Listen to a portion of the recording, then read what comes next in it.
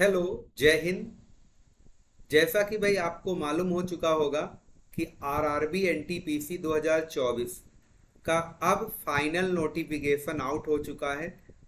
इसके पहले भी एक नोटिफिकेशन वायरल हुआ था, हूबहू सेम टू सेम। लेकिन अभी जो आपका नोटिफिकेशन आज जारी जारी हुआ है, ये बिल्कुल ओरिजिनल है। लेकिन देखा जाए पहले के मुकाबले पूरा का पूरा सेम टू सेम है। बट ये आपका वेबसाइट पे मिल जाएगा। ठीक है। तो भाई आइए जानते हैं हम कि क्या नोटिफिकेशन में दिया गया है एग्जाम पैटर्न, कहीं बदलाव तो नहीं हुआ, एज कितना है, वैकेंसीज कितनी है, सिलेबस कितना है। इसका पूरा डिटेल हम यहाँ पे जानेंगे। तो वन बाय वन करके, स्टेप बाय स्टेप करके आपको जानकारी हम एक एक पहुंचाएंगे आप तक। ठीक है। और ये वीडियो आप सभी दोस्तों तक शेयर भी कर दें, ताकि और भी दोस्त इस वीडियो से अपनी जानकारी ले पाएं कि कौन से बच्चे फॉर्म भर सकते हैं, कौन से बच्चे फॉर्म नहीं भर पाएंगे। और एक मेन जानकारी आपको शुरू में ही बता देते हैं। जो बच्चे अभी देखो, ये जो आपका नोटिफिकेशन जारी हुआ है, ये ग्रेजुएट लेवल का जारी हुआ है। ठीक है। इसमें 10+2 लेवल का भी जारी होना था, बट अभी वो जारी नहीं हुआ। ये सिर्फ और सिर्फ ग्रेजुएट लेवल का पेपर और नोटिफिकेशन जारी हुआ है। जैसा कि भाई आपको बता दें कि ग्रेजुएट लेवल का मतलब है कि अगर आपने कहीं से भी बीए, बीएससी या कोई भी ग्रेजुएशन कंप्लीट कर रखा है, और जैसे कुछ बच्चे बोलते हैं सर हमारा थर्ड ईयर है, ठीक है, बीए, बीएससी या अदर, हमारा थर्ड ईयर है, क्या हम ये फॉर्म फिल कर सकते हैं क्या? तो भाई आपको बता दें कि रेलवे ने पूरी तरीके मना कर रखा है कि भाई अगर आपके पास फाइनल हो चुका है, ठीक है, उसका कोई प्रमाण पत्र है, तो ही फॉर्म भरिए। अदरवाइज आप अपेयरिंग स्टेज में हैं, या समझ लो भाई कि आप अभी फाइनल पे कर रहे हैं, तो भाई आप फॉर्म फिल नहीं कर पाएंगे। ये आपका मेन नोटिस जारी हुआ है, तो इस बात को भी ध्यान दें। तो चलिए वन बाय वन करके बिना देरी के आपको बताते हैं। ठीक है भाई। चलिए, जैसा कि देखो आपका कलरफुल आपके सामने ये नोटिफिकेशन जब आप ओपन करेंगे तो आपको ये मिलेगा। ठीक है। और ये देखो उसने बताया कि ये various post non technical popular categories graduate, यानी ये ग्रेजुएशन से रिलेटेड है। ठीक है भाई। तो इस बात को ध्यान देना कि अगर आप अभी 10+2 का जारी नहीं हुआ है, जैसा कि हम बार बार बता रहे हैं, ठीक है, 10+2 का कब तक जारी होगा? विद इन 1 वीक, यानी ये समझ लो कि 20 तारीख तक जारी हो जाना चाहिए। ठीक है। बहुत जल्द आपका 10+2 वाला भी जारी हो जाएगा। चलिए बढ़ते हैं आगे। यहाँ पे देखते हैं कि आज का डेट देखो पड़ा हुआ है, date publication in RRB website. तो वेबसाइट पे आज ही आया है, 13 सितंबर 2024। ठीक है, आज ही आया हुआ है। और opening of online registration of application, यानी कब से ऑनलाइन एप्लीकेशन का रजिस्ट्रेशन शुरू हो जाएगा भाई? 14 तारीख, बोले तो कल से स्टार्ट हो जाएगा भाई, है ना। और closing of online registration application, ये क्लोजिंग कब होगा भाई? 13/10/2024। कहने का मतलब पूरा का पूरा एक महीना समझ लो। लेकिन आप इतना आलस मत दिखाना भाई कि आप सोचो कि हम टाइम एक महीने का है, आराम से भर लेंगे। ऐसा मत करना। ट्राई कर लेना कि एक हफ्ते या 5 दिन बाद आप शुरू कर दो फॉर्म भरना। सारे पहले रिक्वायरमेंट वगैरह पूरी कर लो। ठीक है। जो चीज़ें बहुत ठीक तरीके से जानकारी करने के बाद फॉर्म भरिए। ठीक है, कोई जल्दबाजी नहीं। मेल वगैरह बहुत कायदे से डालिएगा। ठीक है।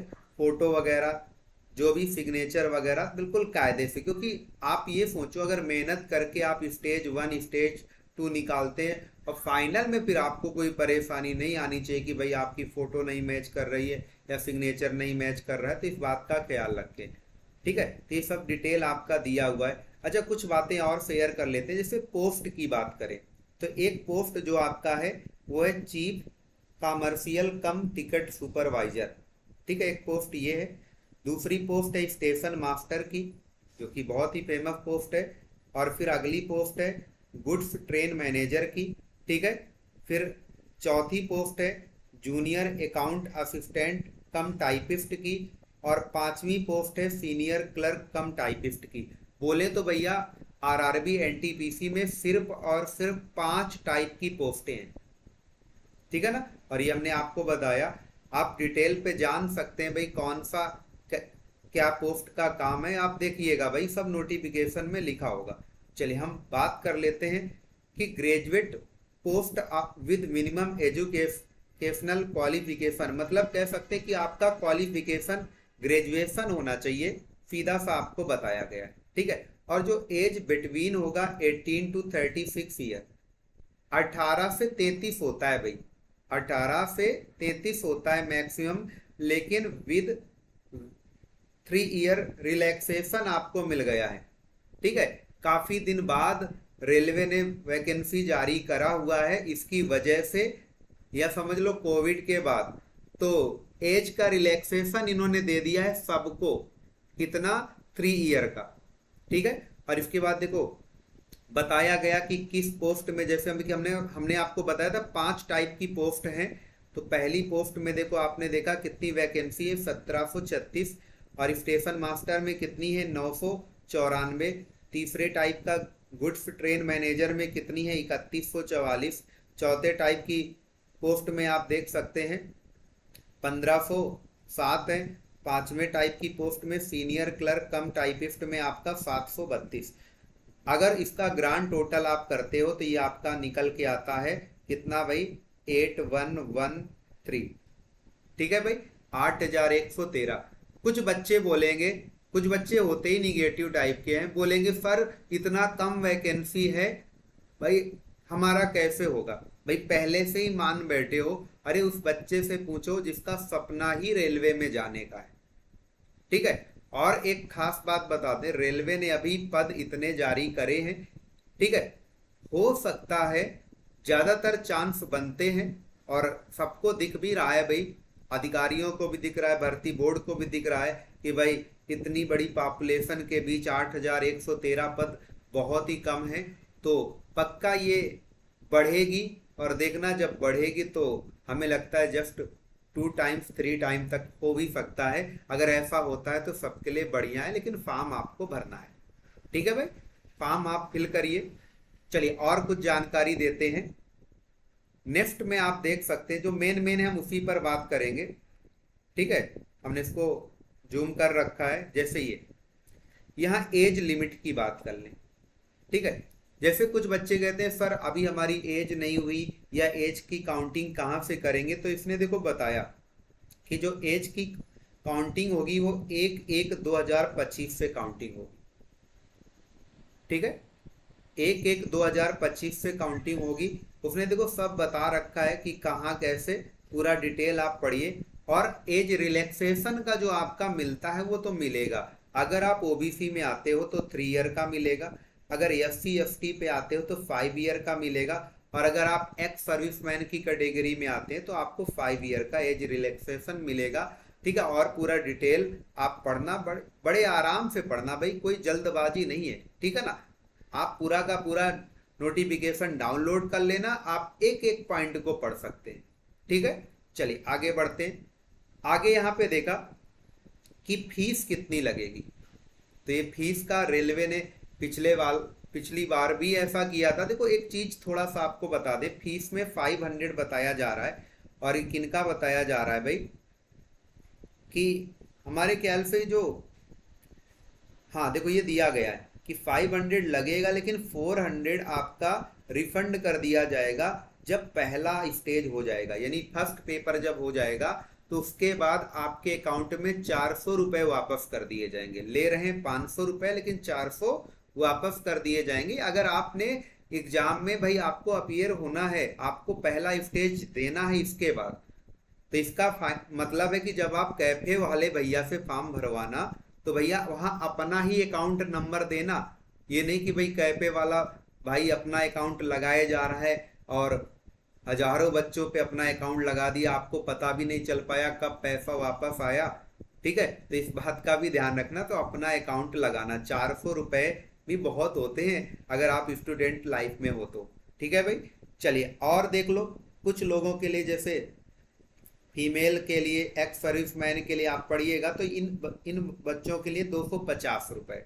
ठीक है, तो इनका 250 का पूरा 250 वापस आ जाएगा। ये दिया जा रहा है कि पूरा इनका 250 है, तो 250 ही पूरा पूरा वापस आ जाएगा आफ्टर फर्स्ट स्टेज, जब पहला आपका पेपर होगा इसके बाद। ठीक है, चलिए और बात कर लेते हैं। मेन मेन डिटेल हम आपको बताएंगे केवल। ठीक है भाई, सिलेबस के बारे में थोड़ा देख लो। जैसे सिलेबस में आपका जैसे पहला पेपर होगा, स्टेज 1 होगा, तो वहां पे सिलेबस क्या होगा उस पर देख लो कि भाई आपका एग्जाम ड्यूरेशन इन 90 मिनट, तो भाई 90 मिनट का एग्जाम होगा। और जीएस में आपके जनरल अवेयरनेस में 40 क्वेश्चन आएंगे, मैथमेटिक्स यानी हमारे सब्जेक्ट में 30 क्वेश्चन आएंगे, रीजनिंग में 30 क्वेश्चन आएंगे। तो ओवरऑल कितने क्वेश्चन हो गए भाई? 100 हो गए। ठीक है, पर क्वेश्चन जो होता है वो 1 अंक का होता है। कितने अंक का होता है भैया? 1 अंक का होता है। और निगेटिव मार्किंग, अगर कोई बच्चा कहे कि सर निगेटिव मार्किंग भी होती है क्या? बिल्कुल, इसकी निगेटिव मार्किंग तो बहुत ही खतरनाक होती है, 1/3 की होती है। तो कहीं लिखा होगा यहाँ पे, हाँ ये देखो, there will be negative marking and 1/3 mark. ठीक है, इस टाइप से निगेटिव मार्किंग है अगर रॉन्ग आंसर करते हो। 1/3 की है भैया, कमल के पेपर देना, है ना। जो नए बच्चे हैं, पुराने बच्चों को तो सबको पता है। आगे और देख लेते हैं। आगे स्टेट टू के बारे में दिया गया है, और ये सीबीटी टाइप का यानी कंप्यूटर बेस्ड ऑनलाइन एग्जाम होगा। ठीक है, तो आपको बता दें कि देखो यहाँ पे उसने बताया एक चीज कि स्टेज 2 में कितने बच्चे सिलेक्ट करे जाएंगे।